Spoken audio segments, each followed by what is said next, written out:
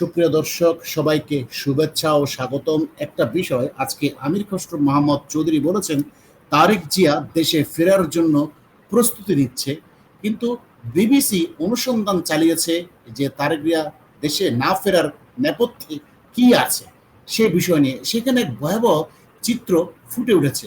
সেটা হলো তারেক রহমান দেশে ফিরলে তাকে মেরে ফেলাও হতে পারে, এই ধরনের আশঙ্কা করছে বিবিসির প্রতিবেদনে। তো বিবিসির এই প্রতিবেদনে কি বলা হচ্ছে আমরা একটু অভ্যন্তরে যে দেখি। ডক্টর মোহাম্মদ ইউনূসের সাথে লন্ডনে বৈঠক হয়েছে। বৈঠক হওয়ার পরে আমরা যেটা বলেছিলাম যে ইউনূস সূক্ষ্ম কৌশলে তারেক রহমানের মাথায় টুপি পরিয়ে দিয়েছে, ফলে ইউনূসের প্রতিটি কথায় তারেক জিয়া রাজি হয়ে যায়।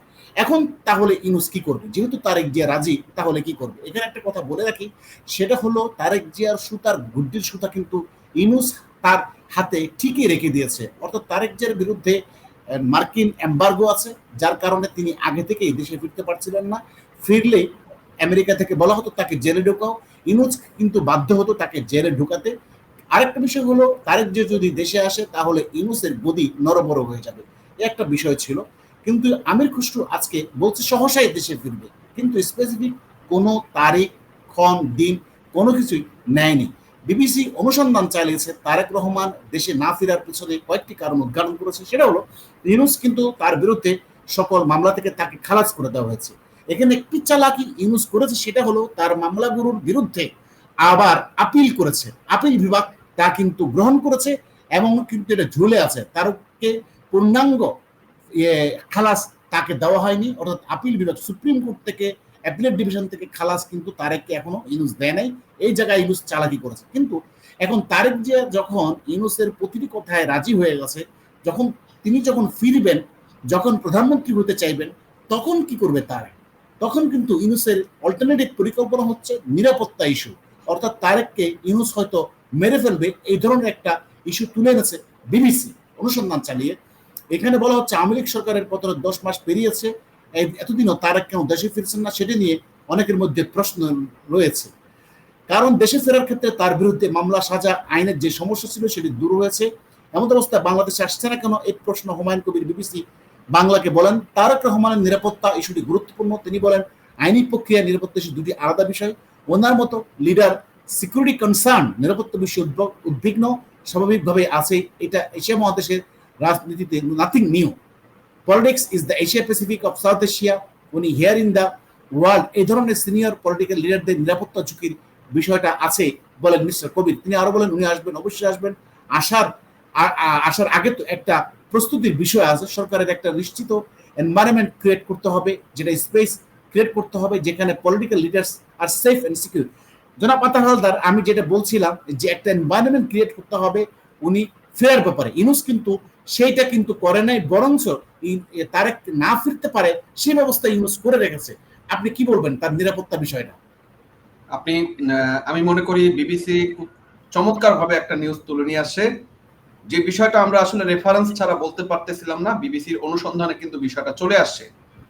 এটা কিন্তু খুবই গুরুত্বপূর্ণ বিষয় যে তারেক রহমান বাংলাদেশে আসলে তারেক রহমানের ব্যাপারে আমেরিকার যেমন এম্বার্গো আছে, চায়নার এম্বার্গো আছে, ভারতের এম্বার্গো আছে, সবারই এম্বার্গো আছে। কারণ হচ্ছে তারেক রহমান যখন বাংলাদেশে অ্যাজ এ লিডার হিসেবে ছিল, আমি যদি মনে করি 2001 থেকে 2006 পর্যন্ত, তখন কিন্তু বাংলাদেশে সন্ত্রাসবাদের এবং জঙ্গিবাদের উত্থানের পিছনে তারেক রহমানের একটা বিশাল অবদান ছিল। আপনি জানেন 21 আগস্ট গ্রেনেড হামলা, এটা কিন্তু এই মামলাটা কিন্তু তারেক রহমান আরেকটা সবচেয়ে বেশি গুরুত্বপূর্ণ বিষয় ছিল ভারতের তাদের সিকিউরিটি কনসার্ন, তাদের ভিতরে যে অস্ত্র চালানের 10 ট্রাক অস্ত্র, সেখানে তারেক জিয়ার হাত রয়েছে। কিন্তু সে অভিযোগ করেছে এবং বাংলাদেশে সেই মামলায় তার সাজা হয়েছে, অর্থাৎ তারেক জিয়া কনভিক্টেড। এখন তারেক জিয়া যদি আসে, সেক্ষেত্রে আন্তর্জাতিক গোয়েন্দা সংস্থাগুলো কিন্তু তারেককে ফিনিশ করতে পারে, এটা একটা বিষয়। আরেকটা হচ্ছে স্বয়ং ইউনূস কিন্তু তাকে ফিনিশ করে দিতে পারে, যাতে ইউনূস ক্ষমতার জন্য শক করতে পারে। ইউনূসের গদি রক্ষা করার জন্য তারেক এখন মেইন থ্রেট।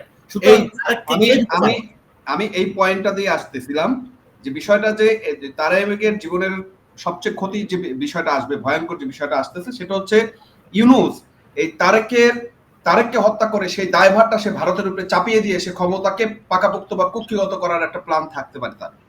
এবং এটা খুব সেফ গেম। যে তারেক রহমান দেশে আসলো এবং তারেক রহমানের উপরে যেহেতু ভারতের একটা এমবার্গো রয়েছে এবং নারাজি রয়েছে, সেক্ষেত্রে তারেক রহমানকে যে কোনো মাধ্যমে হত্যা করে, এবং আপনি জানেন এখন যেহেতু ইয়ের সাথে ইউনূসের সাথে সিআইএ বা আমেরিকার গোয়েন্দা সংস্থার একটা সংযোগ রয়েছে, ডিপ স্টেটের সংযোগ রয়েছে, তারা এটা খুব সহজেই তারেক রহমানকে এখানে মেরে ফেলতে পারে এবং সেই আমির খসরু আজকে দাবি করেছে যে তারেক রহমান দেশে ফেরার প্রস্তুতি নিচ্ছে।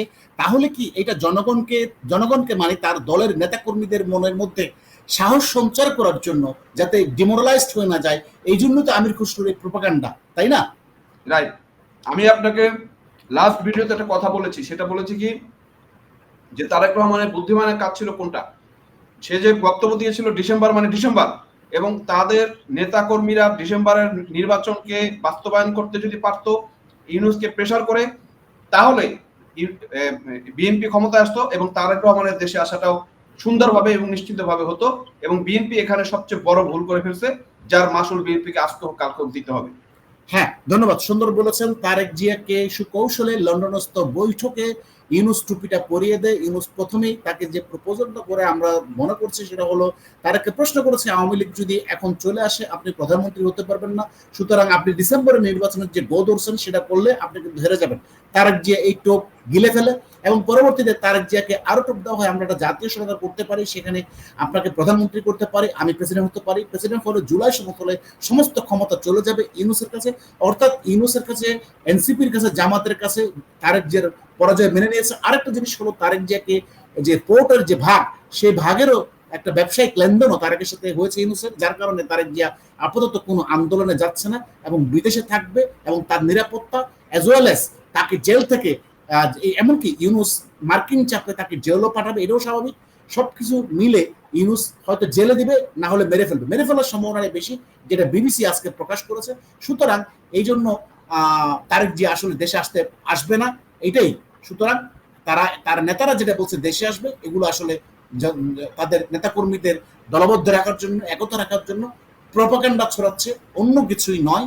কারণ ইউনূস যে কোনো কাজ, কারণ সে এই ছাত্র আন্দোলনের নামদার জুলাই সন্ত্রাসের পিছন থেকে গুলি করে অনেক ছাত্র জনতাকে মেরেছে, এবং তারেক জিয়াকে মেরে ফেলা ইউনূসের জন্য ওয়ান টুর ব্যাপার, কোনো ব্যাপারই না, মেরে ফেলবে এবং সে ভারতের রয়ের উপর চাপিয়ে দিবে। আপনি যেরকমটা বলছিলেন জনাব আতার হালদার, আপনি কার কোনো কিছু আরেকটা বিষয় হলো, আপনি যখন একটা কাজ অন্যায় দিয়ে শুরু করবেন, তখন সেই অন্যায়টাকে ঢাকার জন্য আপনার কিন্তু অন্যায়ের পর অন্যায় করতে হবে, অন্যায়ের পর অন্যায় করতে হবে। তার মানে হচ্ছে ইউনূস যে অন্যায় করেছে, সেই অন্যায়টাকে ঢাকার জন্য, সেই অন্যায়টা থেকে সে ধরে রাখার জন্য সে একটার পর একটা অন্যায় করবে, একটার পর একটা অন্যায় করবে এবং দেশটাকে একটা জাহান্নামে পরিণত করবে।